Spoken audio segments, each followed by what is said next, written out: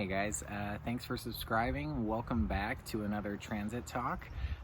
Today we are talking about Aquarius season 2021. So this is our first big full season that we get in the year 2021 since Capricorn starts at the end of 2020. So this is really the juice of what 2021 has to offer us after the crazy, chaotic, transformative year that 2020 was. 2021 is going to give us more of these solutions, the things that really matter. It's a number 5 in numerology.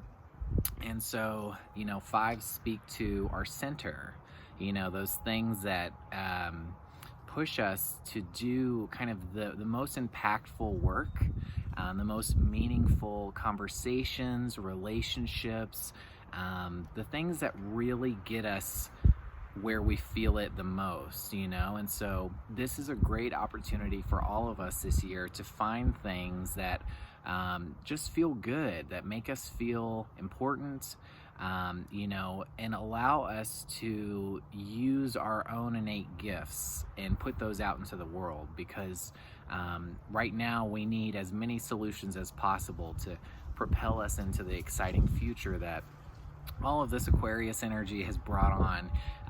And so Aquarius season is really where we see that start point. So I'm very, very excited. Within the next couple of days, specifically January 19th, the sun will be at 0 degrees Aquarius. And so, that's where we're going to see a lot of what is to come in that month time of that full season. So we're going to break it down here. I'm going to tell you some key dates that you're going to want to take note of during Aquarius season this year. But yeah, January 19th, you're going to already start to feel the shift around that time. Whenever the sun is in a sign or it's transiting, the sun is, it seems like it's a very simple thing for us to interpret, but the sun is so personal to each and every one of us. If we look at it, and its ties to Leo, those are heart-centered things, or even solar plexus if we're talking about chakras, those things that are really deep within us, that we have to overcome in order to do the things that are most meaningful. So with that kind of energy, this 5-year that we have, that doesn't mean it's going to be easy. In fact, it could be one of the toughest years that you've had to go through in a long time. And you may be asking yourself, well, what the fuck? Like, wasn't that 2020 for us all? And 2020 was a building block for kind of outlining the structure, understanding where our health is, where our foundations the most firm are, not just in government, in society, but also in our personal lives. And so we had to redefine those really important things in our lives, those things that we want to stick around for years and years to come.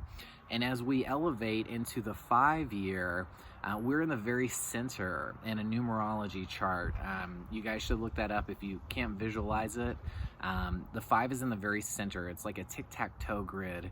And that means that it's a very pressured area. From all sides, you can feel almost this intensity, this attention, as Leo and the sun, which are very much the rulers of 5 in general, but also in numerology, but also Scorpio, because we see that 5 is the kind of the middle emotional sign. And to me, that relates to the middle water sign in astrology, and that can only be Scorpio because it's in between Cancer and Pisces, right? And that's where we see ourselves project or propel into the unknown, into the scarier parts of life.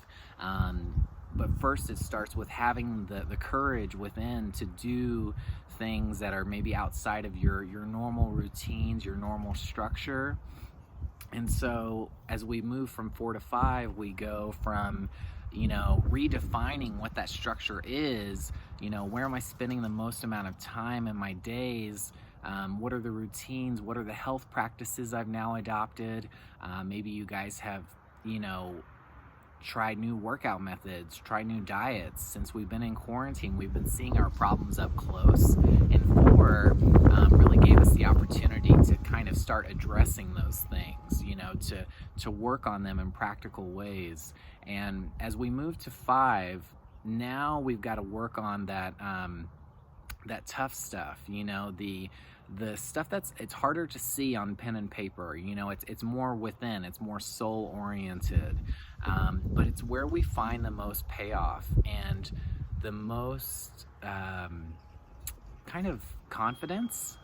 If we're talking about solar plexus here, that's where we are presented with obstacles, but we have the opportunity to overcome them. If we just take them on and own them, whatever comes our way. And 2021 is meant to be a challenge for you, in order for you to grow. So if you're already tapping into that mindset, it's going to help you as we progress into the year that, okay, this is a 5-year. This is where the tough stuff comes into my life in order to expand my awareness, expand my confidence, and what I can offer to the world. We really want to see it. 5 is where you get to show what you're good at to everybody. That's where that star power comes through. And oftentimes when we see 5 or Leo energy, we see leadership, we see coaches, we see entertainers, all of these people that have kind of a glorified position or a bigger audience reach, whether it's in their local community or, a much wider spread community. But 5 means that all of a sudden, we need good leadership. Obviously, we're overdue for that. We need new leaders. We need people that can really show us what the future has to offer, because they've already lived some of that. And so that's why we have this Aquarius energy happening. It's activating all these people that have already been future oriented, that have already adopted all these things into their life, and now can show us how to do that. And it's very much in line with the Gemini Sagittarius eclipses that'll be happening this year, which are all about learning and teaching. And so these things go hand in hand. Charting the future, going into the unknown, requires us collaborating with people that have done a little bit of it already, that have kind of mastered it, if you will. And maybe you are one of those people, whether it's something small like, buying organic, or doing something, that's gentler on the earth, doing something that helps your local community, whether it's volunteering. All this Aquarian energy is very much humanitarian. It wants to be very conscious of the actions that it takes, and their impact on not only those around them, but the earth, the world itself. And so this is going to be the year where we finally see real progress happen. We've been talking about it. We've been getting all of this red tape from the government and just how things have been set up for us for so long. Aquarius is like, okay, we don't have to go this one way anymore. There's an alternative route. There's an easier solution that's a lot less hands-on, and so this is where we get those really cool solutions, and not just the bigger world, but in our own personal lives too. And so if you have been struggling with, how am I going to do this, or how am I going to fix this, or how am I going to get this thing going in my life that I've been wanting for so long, this is the year where you find out how. And that in itself is super exciting. But the first steps start in maybe not saying no to stuff that seems unusual, okay? Because that is very Aquarius. It can seem out of the box. It can come from somebody that, just seems entirely different from what you're trying to do, but maybe there's a small part of their lifestyle that actually is parallel to the life you're trying to live. And so you can get advice or information from them. There's a lot of influencing energy here, because Aquarius is technology. And so all these people that have been very successful as influencers with social media presences, are actually becoming more relied on now that we're so comfortable with them, seeing them on our screens daily, and they have this new sense of audience, and who they can reach and who they can impact. And so this is a great opportunity for all of us to take that on, so we can kind of not have to do things by the book anymore.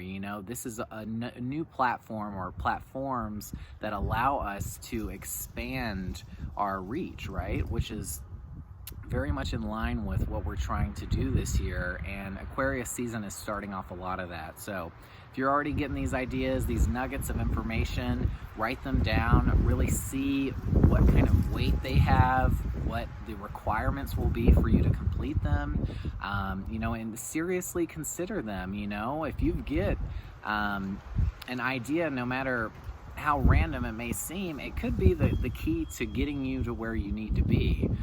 So take that. Jupiter and Saturn want you to be open and receptive. Jupiter, having good luck in your enterprise and the ideas that are coming to you. It's great for manifesting.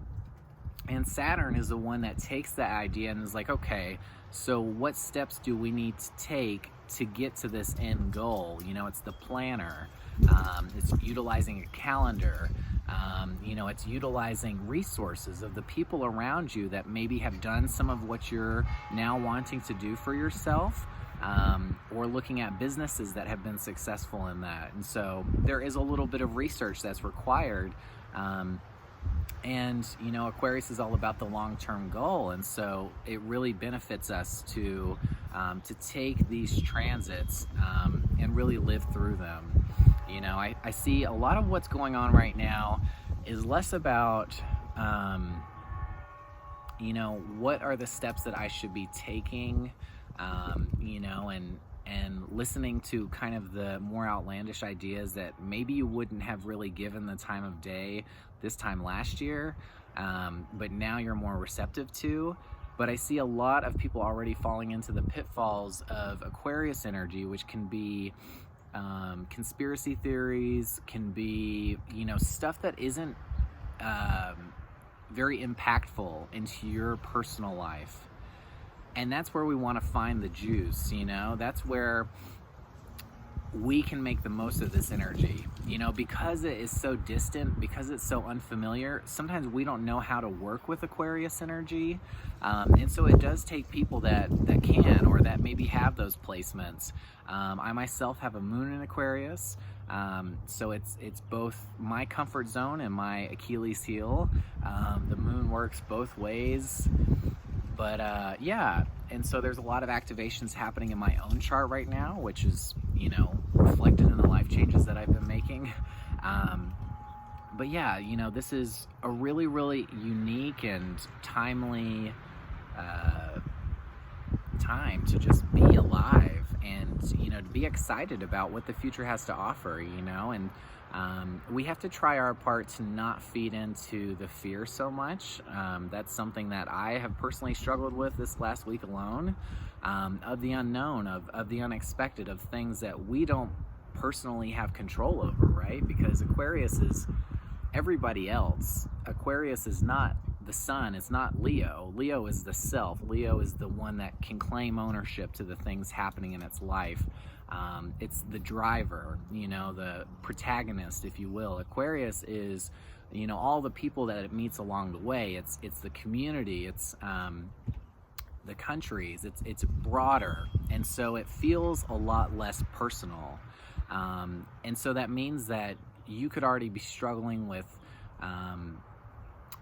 feeling like you don't really have the power to make your own choices right now, to do those things that you want, but you're getting the ideas, and eventually you'll find that solution.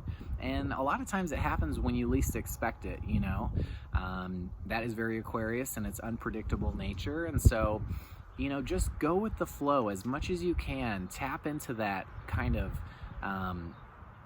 energetic field. If you're somebody that can feel that, if you're somebody that likes to really work with the metaphysical stuff at play in the world, and likes to be on the same page with the people around them. Sometimes we live a life that's so disconnected from our neighbor, from our community, from everybody that's in our life, that it takes times like these for us to come together and to think as one. And so Aquarius rewards us when we collaborate with others. Doesn't necessarily mean that you have to do it with the people closest around you. You can do it from people from all different walks of life, from very distant lands. And that's why there's an encouragement here to use technology as best as you can to make it your business even. But it's very essential to not hold things in right now, to get those ideas going, because you putting out stuff is also going to attract, right?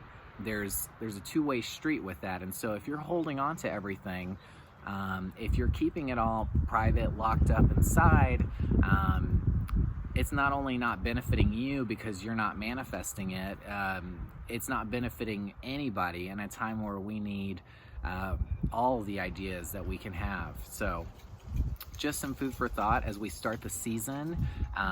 We will be seeing some interesting transits here, so I'm trying to stay with the light behind me here. So we start off the season January 19th. The sun obviously is at 0 degrees Aquarius that day, conjunct Saturn, conjunct Jupiter, and conjunct Pluto still. Pluto is hanging out in the very last degrees of Capricorn, where it will be for at least another year or two. Pluto takes a very long time to transit, but where the sun is going to be situated, it's about, I think, 7 degrees, which is enough for a conjunction. So Saturn and Jupiter are already in Aquarius. Jupiter's the farthest along, no surprise there. And so we're really sharing the energy of this season with these very transformative planets. I mean, Pluto is the farthest away in the solar system. It's the one that really participates the least, if you will. And so when it does come in the mix, as I've been talking about in these videos, it really has this potential to change so much, to really show us, what we've been kept in the dark about, what we have been doing that just isn't in line with kind of our good nature, or our inner sickness, our demons. And so this shows that with Pluto in the mix, that there is still a little bit of poison to suck out before we really take on the full breadth of 2021. And I think this is going to be the last transit that Pluto is really involved in conjunction wise this year. And so it can always come up with squares and trines and things like that, but conjunctions are where we see that energy shared, and in a sense it's magnified, because when we have multiple planets in the same sign, that means that sign or that energy is elevated. It's undeniable around you. It's happening. That's where you can really notice the parallels in your life to the sign that it is, to the shifts that are happening. And so these 3 planets that were so involved in bringing COVID last year, and bringing Black Lives Matter, Trans Lives Matter, the presidency, this recent scare, these 3 big players are being like, okay, so now we're on the other side of all that we got started last year. Last year was this big test, right? It was all in the sign of Capricorn, which pushes us to difficulties, to making really tough arrangements for ourselves, Capricorn doesn't give way easily. It's very old natured, it's matured, and so it doesn't have this sense of flexibility like a lot of these other signs do. And so we were really struggling with all of the faults that have been in this Capricorn world or society that we've been living in for so long. And this is kind of the last hurrah or like goodbye that these three planets are kind of showing us, that we're really done with this Capricorn energy going forward. Pluto's still going to be in there for a while, but it's less about how it's affecting us personally anymore, and it's more about the world, the generations at large. Pluto has the biggest impact on the broadest scale because it is so far away from the sun, which means it's the least personal of all the planets, and so that means that it has the least impact on your life, which again is why all these world things have been happening, because Pluto came in the mix. So but yeah, I feel like this is their last kind of hurrah of like, okay, we've given them the tests, we have put them through the ringer, and now they have proven or not proven that they're worthy to continue, that how many people died last year, right? I don't mean to sound that disrespectful, but that's part of it. Pluto is letting things go, and those people that hold on to the past or that just really don't have this innate benefit of the future, they don't have anything to offer, or they don't have this need to even explore the future, are going to have a really hard time now, because that's what it is, that we're all moving forward. And sure, there's still some bumps, and I think this may be the last bump that we have, January 19th, as we transit. The energy is very palpable. You're like, oh, okay, here we go.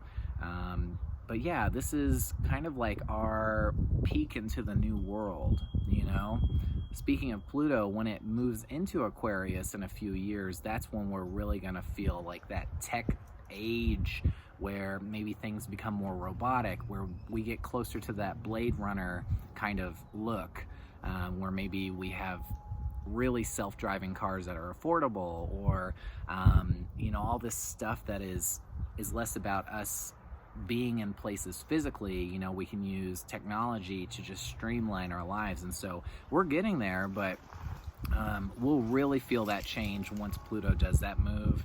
But for now, this is more about changing the structures, the systems at play, to get us ready for that eventual transit. January 19th, all of that is starting Aquarius season, conjunct everything. So Saturn, Jupiter, be serious, but have fun. So it means that in the work that you're doing, you should be enjoying it. Jupiter, so close by, wants you to be doing things that that really do bring you joy, that bring you expansion. So there's room for growth. And so that implies that, doing work where you don't have all the answers, that it's a field maybe that hasn't been explored before, or for you've never done it before.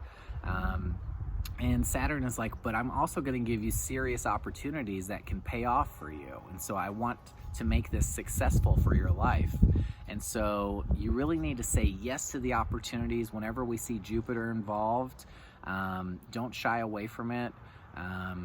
But also don't shy away from the work that will come with these opportunities, And so it's really getting a lot of us out of our comfort zone, out of our routines, and being like, hey, there's all this cool stuff out there for you. You just have to start accepting it, And then we've got the sun is going to be squaring Mars the entire season. So with that, Mars is in Taurus. It recently transited into Taurus, and so the Taurian people out there are having a lot of life changes, having maybe some fights or some issues, some frustrations. Mars can kind of come in there and be a brat, can kind of be whiny and demanding, but it also gives us this tenacity, this boldness to get shit done, not the really big stuff like we see with Aquarius or Capricorn, but little things. And so Mars gives us a little energy to just get up in the morning and just keep going and keep running with it. And when it's in the sign of Taurus, this is really focusing on our money, so we're finding opportunities that benefit us practically, whether we are redecorating, we are redesigning our life or how we approach life, because Mars is kind of our first impression, right? And so Taurus is very stylized, it's Venus ruled. And so maybe you're changing your own appearance, how you introduce yourself to people, visually, the mannerisms that you have, you're getting things polished or tuned up, fixed a little bit. It's earth oriented. And so, but that does require some money. And so we have to spend a little money first to be able to make something prosperous in the long run. And so that kind of indicates some initial investments, So cool stuff there. But with the sun squaring Mars, that is one of the things that's going to be a little trying this season, because the sun is like, okay, I've got my center, I've got, what I really need to be doing, I know what I need to be doing, but then Mars is the disruptor, it's like, okay, but those things that are going to be coming into your life in Aquarius season can be very distracting, can be very tempting. Mars is kind of the kid, and it has this kind of, I wouldn't say it's innately malefic like maybe Saturn is, but it does have this penchant for maybe not doing the best things for us, because it is an aggravational energy, it's like Mars is like the zit on your skin. It just comes forth and you're just like, shit, and you can either run with it and be like, okay, well, now my whole self-image is ruined today, or you can be like, oh, well, it's just a zit, I'll clean it, I'll keep tending to it, but I still look good regardless of it. That's kind of what the energy is going to be, because the sun is our appearance, our where we get our confidence can often be from how we dress, how we think of ourselves. So with Mars coming in there, that can show that our ego is getting tested a little bit. Is like, the interactions that we're having, maybe you meet people that are a little more successful, Mars and Taurus.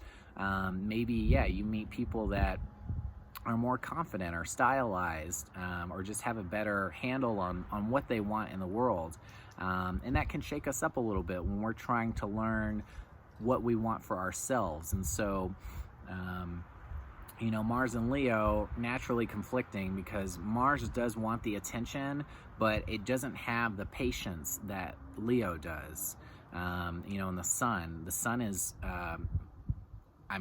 everything revolves around it, right? It's trying to show here, it's very consistent and it's very personal. And so ultimately, I think the sun kind of overpowers that, but it will show that you will get kind of frustrations that do die off quickly. Mars starts off strong, but can't maintain it, because it's the first sign, the first energy.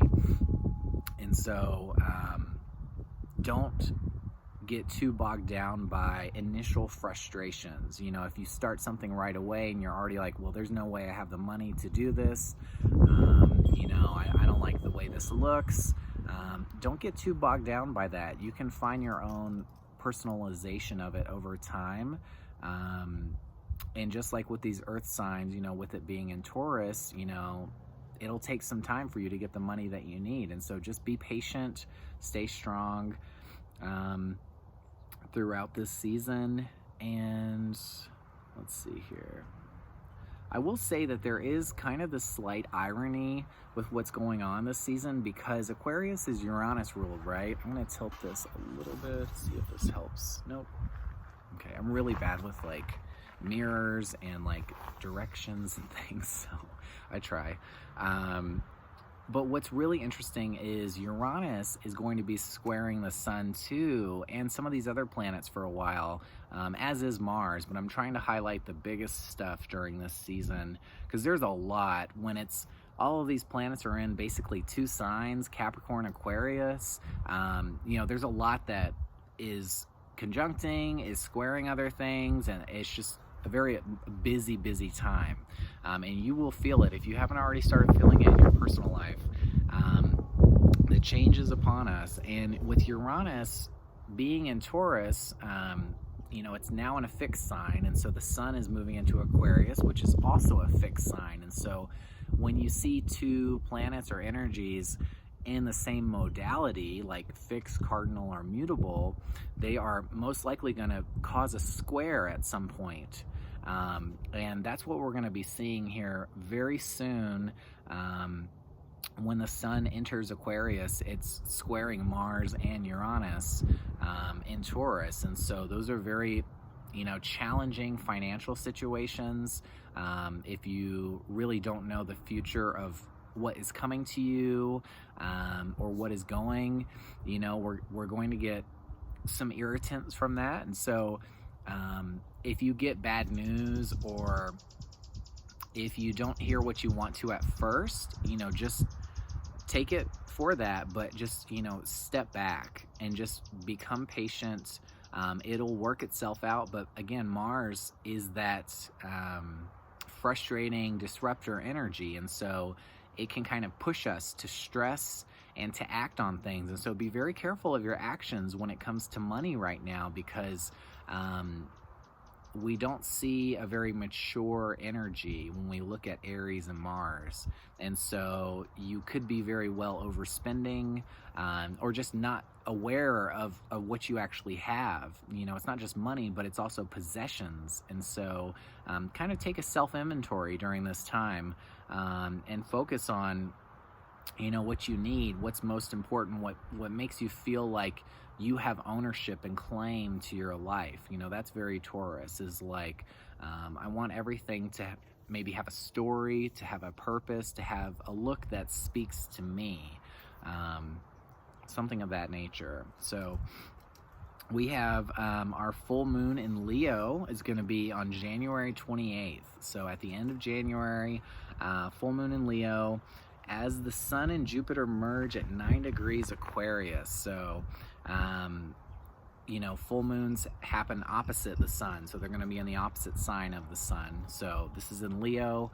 And just the degree that it's all in, 9 degrees, is just a huge one for expansion. And so, again, this is setting off this 5-year for us, because like I said, 5 in numerology is so Leo oriented.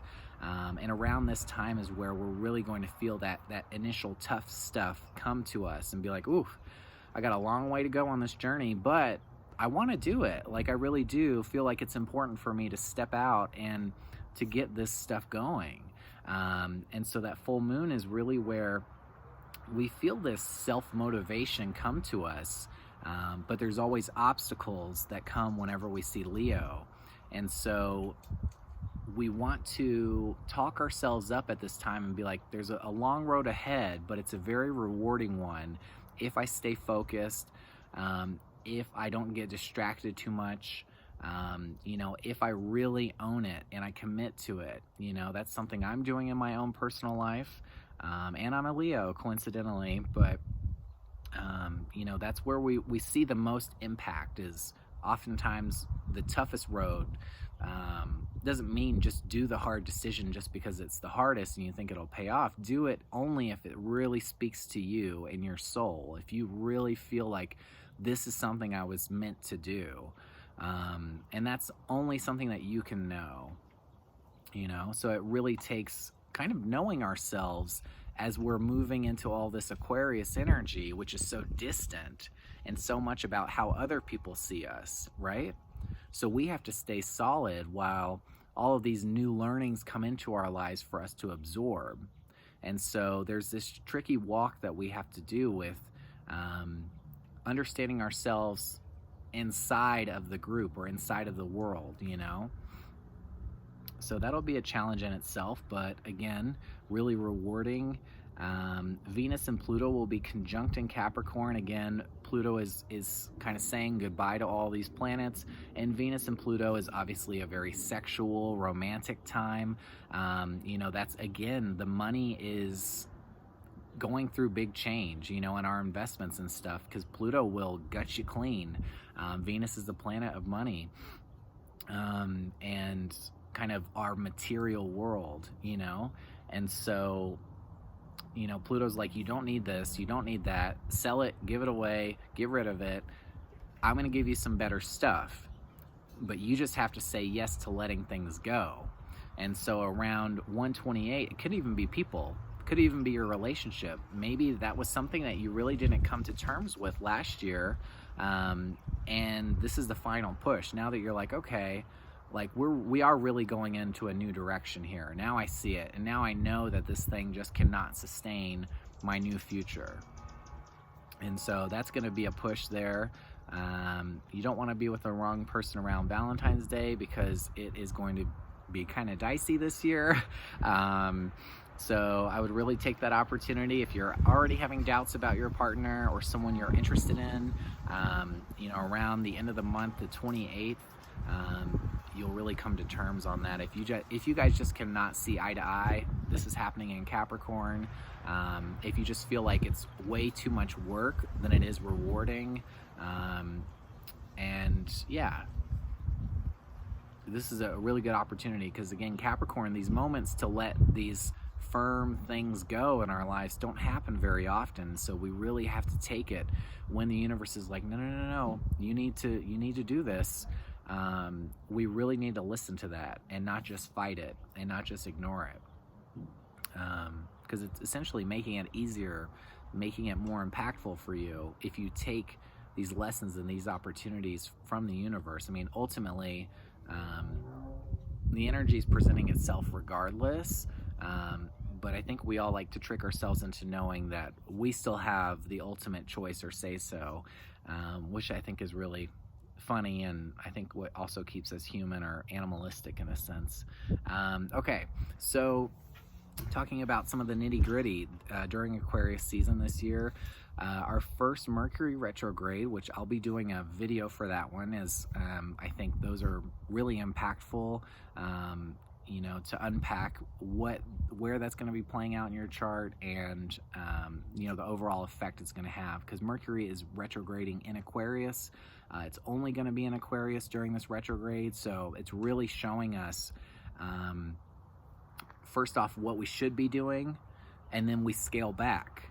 And so that's why I think Mercury retrogrades are so necessary, because Mercury moves so fast. It's like piecing things together before it's even written down. And when we move that fast, we have to also backtrack, because there are some things that we miss, details, commitments, and we also have to retract how much we're setting out to do, because if Mercury is our to-do list, we have to prioritize, right? Because we may think of 20 things to do, but we don't have the capability of people to do that, on these schedules, these cycles that we're on. And so Mercury retrograde lets us hone in on the most important stuff with the energy that it's associated with. So it'll be in Aquarius. And so these glimpses of the future and what we should be doing to get ourselves to an elevated place, whether it's being more considerate to the people around us, whether it is just having more of a future-oriented outlook in life, where you're not just so present, that you're not aware of really what's going on in the bigger background. Things like that. Technology stuff is going to go haywire for pretty much the month of February. Expect for big changes in that. Mercury and Aquarius are the two technological signs, and a retrograde really, brings into focus how our devices aren't helping us, and maybe how we should scale back or become even distant to them. Aquarius promotes distance, right?